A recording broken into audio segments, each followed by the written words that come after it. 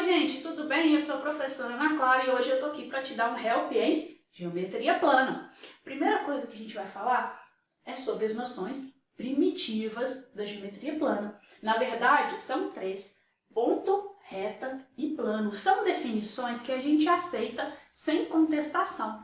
E a partir do uso dessas três definições, tudo que se desenvolveu em geometria plana e geometria espacial depende do uso desses três elementos aí, tá certinho? Bom, no nosso cotidiano, a gente utiliza a palavra ponto. E normalmente a palavra ponto se refere a um local, como por exemplo, o ponto de ônibus, um ponto no mapa, ok? E esse ponto, na maioria das vezes, se refere a um local que normalmente tem comprimento, largura, altura, talvez seja um local, um lugar, uma casa. Okay? Então, o que acontece? Essa noção que a gente usa no cotidiano é totalmente diferente da noção de ponto dentro da geometria plana. Vamos pensar um pouquinho? Olha só, a noção de ponto dentro da geometria plana é que é algo adimensional, ou seja, é aquilo que não possui dimensão. Não tem comprimento, não tem largura e não tem altura. É a unidade mínima de representação da geometria plana, tá ok? E quando a gente representa um ponto no caderno, a gente está representando, no final das contas, a ideia de ponto, mas a gente acaba registrando algo que tem um comprimento, uma largura, por menor que seja, e uma altura também. Por exemplo, quando eu desenhei esse ponto laranja aqui no quadro, a altura é a altura mínima da camada de tinta laranja que eu sobrepus ao quadro aqui, certinho? Qual o nome que a gente dá a ponto na geometria plana? Os pontos, eles são representados por letras maiúsculas do alfabeto. E o que acontece? Pode ser o ponto A, pode ser o ponto X, letras maiúsculas do nosso alfabeto, não necessariamente em ordem alfabética também. Fechou? A reta, ela é um conjunto de infinitos pontos alinhados, ok? Então, quando eu desenho infinitos pontos alinhados, eu tenho uma reta. E a reta, ela é um conjunto de infinitos pontos. Isso significa que ela é ilimitada, ou seja, ela continua crescendo tanto nesse sentido quanto nesse. Por isso que a gente registra as setinhas, tá ok? E o que acontece? A reta, ela pode ser representada de duas formas. A primeira, uma letra minúscula do alfabeto, a minha reta R. A segunda é quando eu consigo observar ou eu mesmo registro pontos sobre a reta, e eu digo que essa reta pode ser a reta AB ou a reta BA, tanto faz.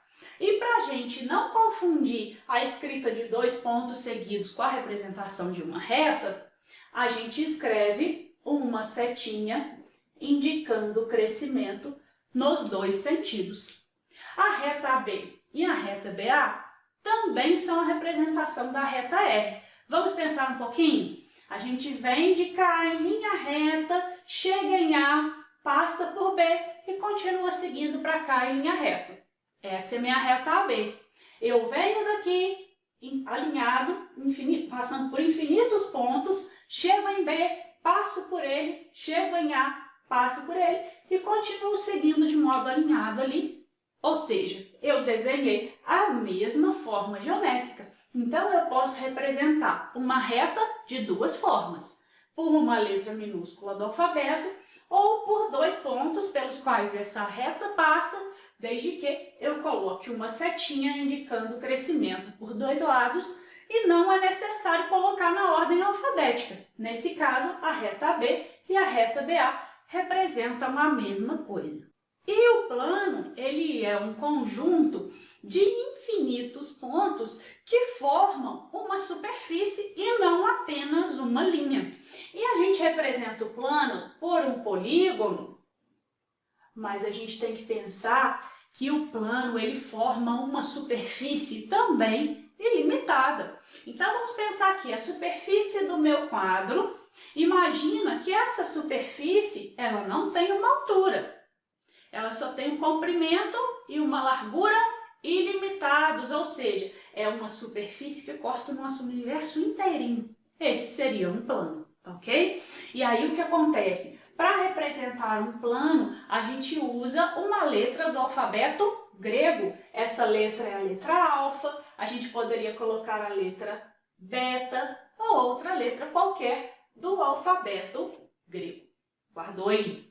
Agora, quando a gente tem retas no plano, a gente consegue analisar a posição relativa entre elas, que são 3 opções, e dizer nomes com relação a essas características. Vamos lá?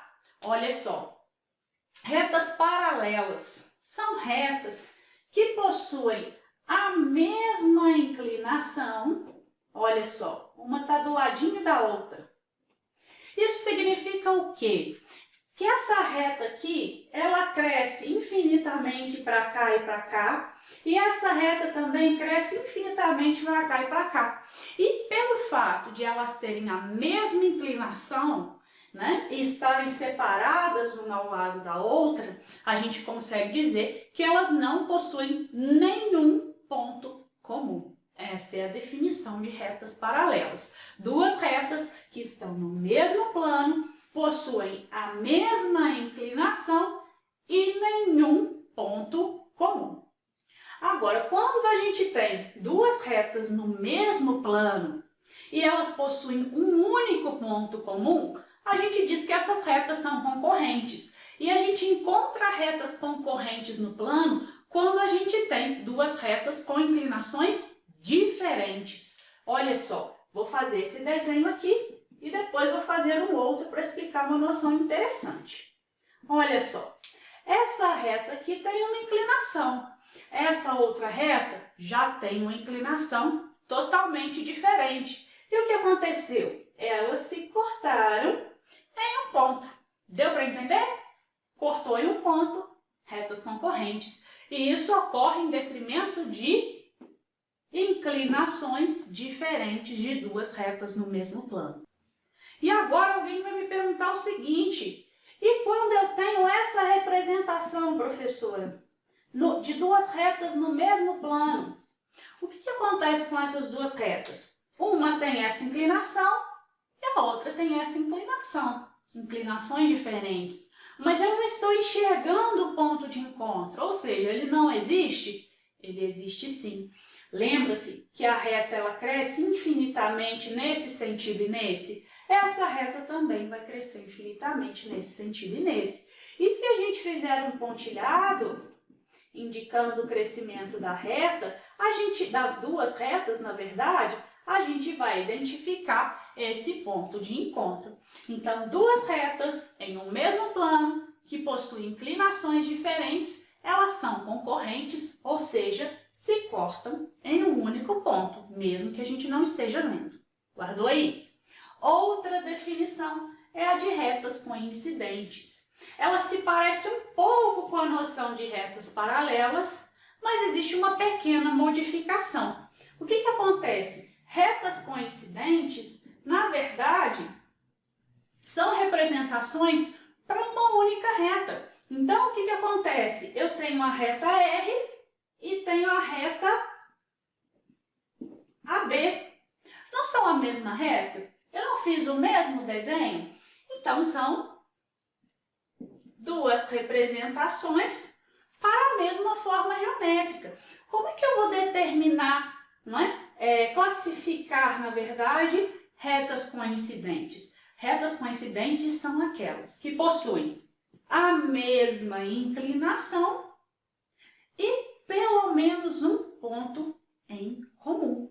Guardou aí? Olha só, retas paralelas são retas de um único plano que possuem mesma inclinação e nenhum ponto comum.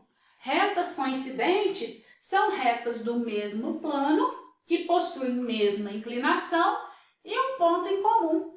Professora, mas por que um ponto? Olha só, se eu tenho um ponto em comum de duas retas que possuem mesma inclinação, isso significa que todos os outros pontos também pertencem a essas duas retas, ou seja, elas são uma única representação de uma forma geométrica. Guardou aí?